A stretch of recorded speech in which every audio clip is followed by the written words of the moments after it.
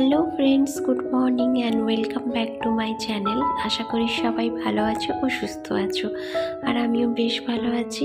শুভপ্রিয়া ক্রিয়েশনের আর একটা নতুন ব্লগে তোমাদের অনেক অনেক স্বাগত। যে যেখান থেকে আমার এই ব্লগটা দেখছো তাদের অনেক ভালোবাসা আমার এই ছোট্ট ব্লগে। বন্ধুরা, পুরো ব্লগটা দেখার অনুরোধ রইল।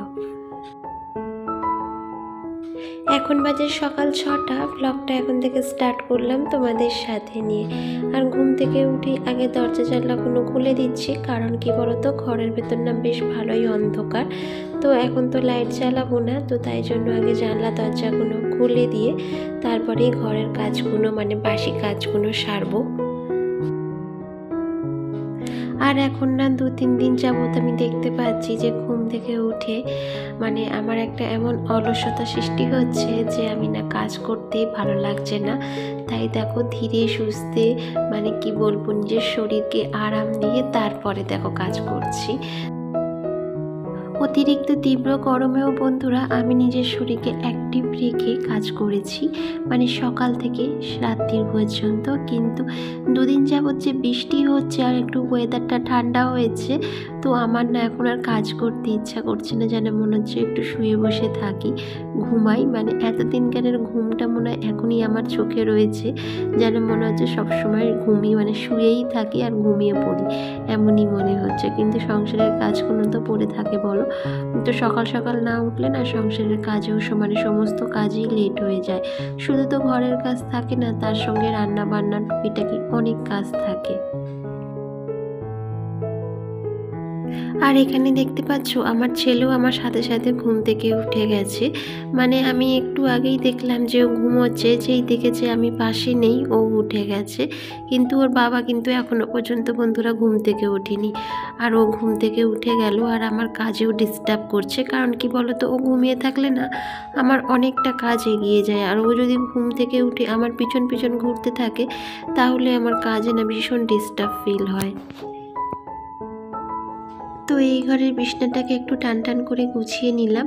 আর পাশের ঘরে যেহেতু আমার বর্গ এখনো পর্যন্ত ঘুমাচ্ছে, তাই ওই বিছনাটা পরে তুলবো, আগে বাসি ঘরটা ঝাড় দিয়ে নিই।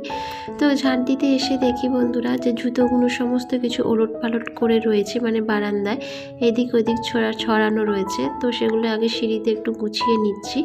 আর আমার না শু র্যাক এখনো পর্যন্ত নেই যেন, তাই জন্য এই সিঁড়ির পাশেই জুতো রেখে দিই। এই ঘরটা ঝাড় দিতে এসে দেখি বন্ধুরা যে ঘরের ভেতর এতটা অন্ধকার যে ঝাড় দেবো কি দেখাই যায় না। তাই জন্য এইদিকে জানলাটা খুলে দিলাম, কিন্তু আমার বর ওইখানে আবার বলছে এইদিকে জানলাটা খুললে কেন। কারণ কি বলো তো, এইদিকে জানলাটা খুললে যে রোদ্দুর আসে, আর ও যে শুয়েছিল, তো কি করি বলো, লাইট জ্বালালেও দোষ আবার জানলা খুললেও দোষ। তো যাই হোক, বাসি ঘরটা তো পড়ে থাকবে, না হলে ঝাড় না দিলে ধরো একটা ঘর ঝাড় দিলাম আর একটা ঘর পড়ে থাকলো, তো এরকম করলে না কাজে অনেক লেট হয়ে যায়। আমার মতে বন্ধুরা, যে কাজটা আমি করব তো সেটা একেবারে সম্পূর্ণ করেই করব। যে কেউ শুয়ে থাকলো বলে বেশি নাই যে সেই ঘরটা আমি ঝাড় দেব না বা পরে ঝাড় দেবো, তো সেটা না ভালো দেখায় না যেন। কারণ বাসি ঘর যেহেতু ঝাড় দিচ্ছি, সেখানে সম্পূর্ণ ঘর বারান্দা সমস্ত কিছুই একবারে ঝাড় দিয়ে নেবো, সে যতই কষ্ট হোক না কেন। আর ওই ঘরটায় কি বলতো, যেহেতু ওরা ঘুমোয়, তো তাই জন্য না মানে ঝাড় দিতে একটু তো অসুবিধা হয় আমার। কিন্তু আজকে তো অনেকটা সকাল, তো কি কারণে না মানে একটুও পর্যন্ত আলো ছিল না ঘরের মধ্যে, তাই জানলাটা বাধ্য হয়েই আমাকে খুলতে হলো। আর এখন যেহেতু অনেকটা সকাল, তো তাই জন্য না সূর্যের আলোটাও ঠিকভাবে ঘরের ভেতর পড়ে না। আর 2 দিন ধরে বৃষ্টি হওয়ার কারণে আকাশটা না মেঘাচ্ছন্নই হয়ে রয়েছে। মানে কি বলবো, আর মানে রোদ্দুর উঠছে আবার কমে যাচ্ছে, এই হচ্ছে, থেকে থেকে বৃষ্টি আসছে। তো দুপুরের দিকে বেশি বৃষ্টি হচ্ছে যেন, মানে দুপুর থেকে রাত পর্যন্ত বেশ ভালোই বৃষ্টি হচ্ছে, আর ওয়েদারটা তো আরও ঠান্ডা হয়ে গেছে। আর এখানে আমার ছেলে বসে বসে কি দেখছে বলো তো, ছোট ছোট পিঁপড়ে। কারণ আমার বারান্দায় দেখছি ছোট ছোট পিঁপড়ে কোথা থেকে এসেছে, তো ঝাঁটা দিয়ে সেগুলো এক করলাম, এদিক সেদিক দেখছি ছোট ছোট না পিঁপড়ে ভর্তি হয়ে গেছে। তো জানি না কোথা থেকে যে এত পিঁপড়ে আসলো। তো চলো, এখন আমার বাসি ঘরটাও ঝাড় দেওয়া হয়ে গেল, আর এখন আমি কাপড়গুলোও ভিজিয়ে নেব। কারণ কাপড়গুলো ভিজানো থাকলে মানে তাড়াহুড়ো করে কাচা হয়ে যায়, আর ভিজিয়ে কাচলে না সঙ্গে সঙ্গে সেটার আর নোংরাটা উঠতে চায় না, মানে এমনি শুধু ধোয়া হয়ে যায় কিন্তু নোংরা একটু উঠতে চায় না। আর আমার জামা কাপড়ও বন্ধুরা বেশি কিন্তু নোংরা হয় না, কারণ কি বলতো, যেহেতু রেগুলারেরটা আমি রেগুলার ধুয়ে দিই, তো সেই কারণে নোংরার প্রশ্ন ওঠে না। কিন্তু ওই যে মনের সান্ত্বনা যে একটু ভিজিয়ে রেখে কাচলে নোংরাটা উঠে যায়।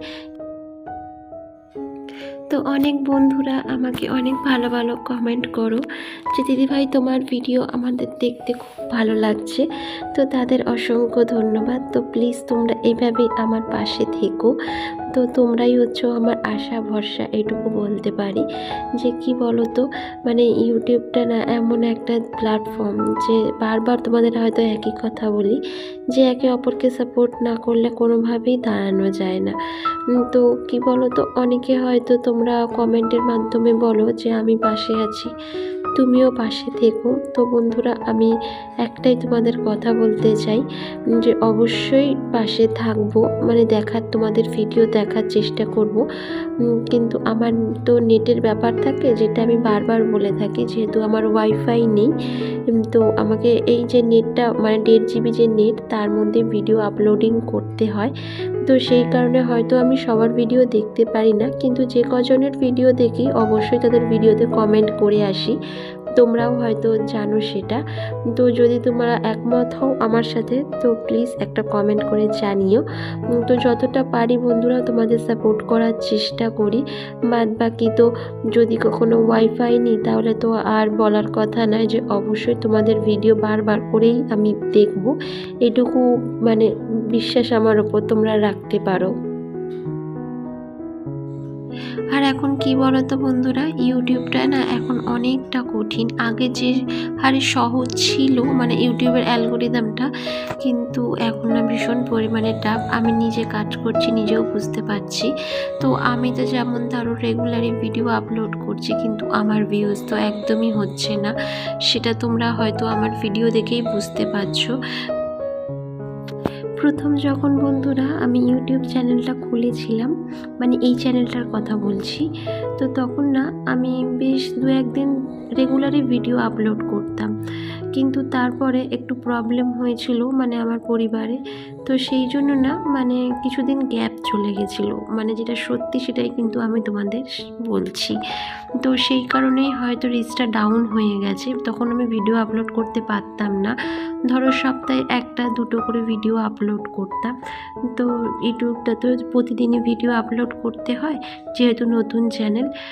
তো সেই কারণে না আমার অনেকটা গ্যাপ চলে গেছে, এই কারণেই হয়তো আমার ভিডিওতে রিচ ডাউনটা হয়ে গেছে।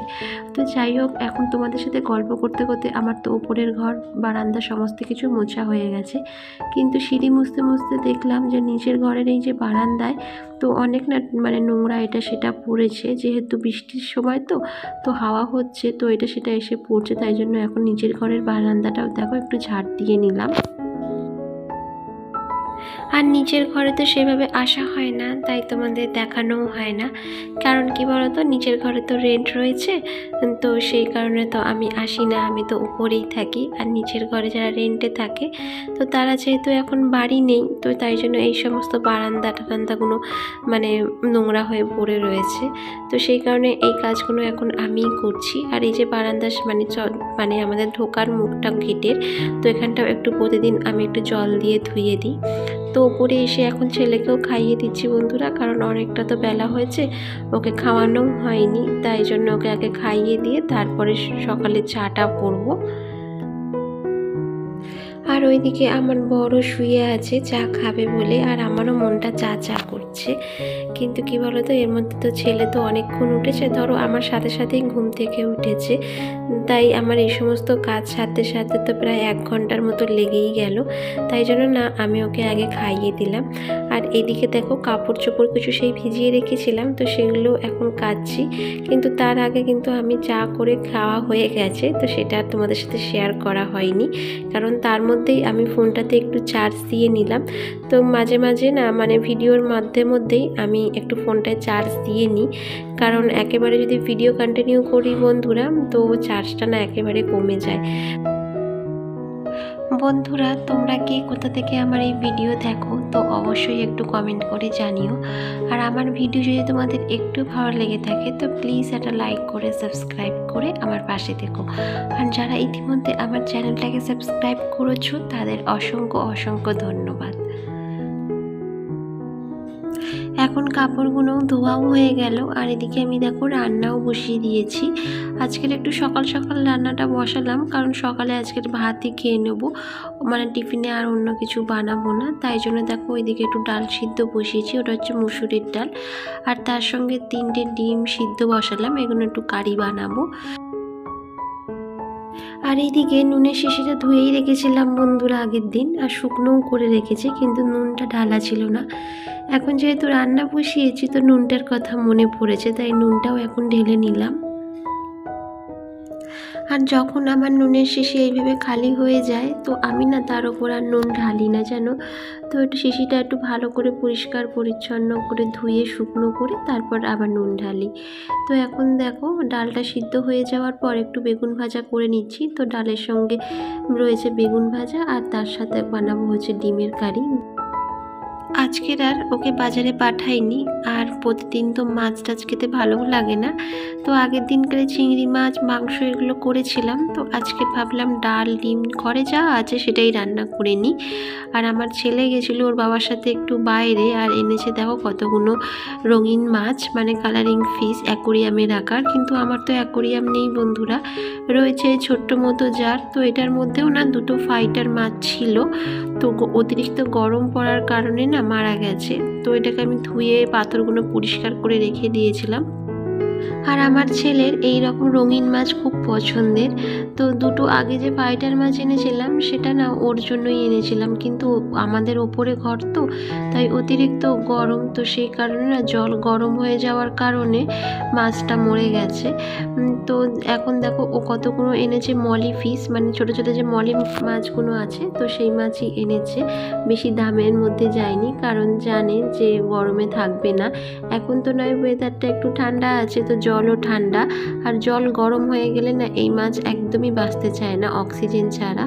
আর আমার যেহেতু বড় কোনো অ্যাকোরিয়াম নেই বন্ধুরা, তাই আমি আর মানে অক্সিজেন কিনিনি। এইটুকু জারের মধ্যে আর কোথায় অক্সিজেন রাখবো বলো। তো যখন ও ছেলে একটু বড় হবে ইচ্ছা আছে যে একটা বড় অ্যাকোরিয়াম কিনে মানে অক্সিজেন রেখে অনেক মাছ রাখবো। তো এই দেখো এখানে রয়েছে 4টে মলি ফিশ, দুটো কালো রয়েছে, দুটো লাল কালার রয়েছে।